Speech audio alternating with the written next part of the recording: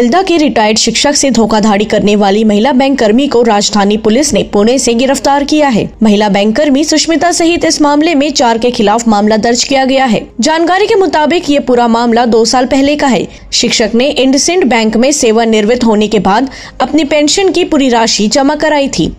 रुपए जमा करने के बाद बैंक की तरफ से एक एटीएम रिटायर्ड शिक्षक को दिया गया था, लेकिन बाद में शिक्षक ने बैंक को ये एटीएम उपयोग करने नहीं आता है कहते हुए वापस कर दिया था। एटीएम वापस करने के बाद बैंक कर्मी सुष्मिता ने बिना बैंक को बताए ही वो एटीएम अपने पास रख लिया।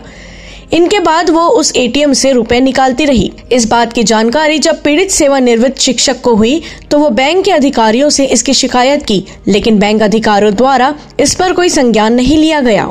देखिए, तिल्दा थाने में इसमें अपराध पंजीबद्ध किया गया था। अभी कुछ महीने पहले उसमें अपराध पंजीबद्ध हुआ था। इंडसइंड बैंक का मामला था। जो आरोपिया है वो इंडसइंड बैंक में असिस्टेंट मैनेजर थी और उसने एक बुजुर्ग जो पीड़ित है उससे जो बैंक में उनके आता है तो कस्टमर के रूप में उसके एटीएम में उसको सहयोग करने के नाम पर खाते से पैसे करीब 40-45 निकाले थे। साथ में उसकी बीमा की जो पॉलिसी थी उसका भी दुरुपयोग उसके द्वारा किया गया था। प्रार्थी की रिपोर्ट पर अपराध पंजीबद्ध किया गया था और आरोपिया को जो असिस्टेंट मैनेजर थी इंडसइंड बैंक में उसको पुणे से गिरफ्तार करके लाया गया है। माननीय न्यायालय में प्रस्तुत किया जा रहा है। कितने का फ्रॉड किया था? इसमें 40-45 हज़ार रुपये उसके अकाउंट से निकाले गए थे। इसके अलावा बीमा पॉलिसियों की भी रकम जो है उसके द्वारा निकाली गई थी।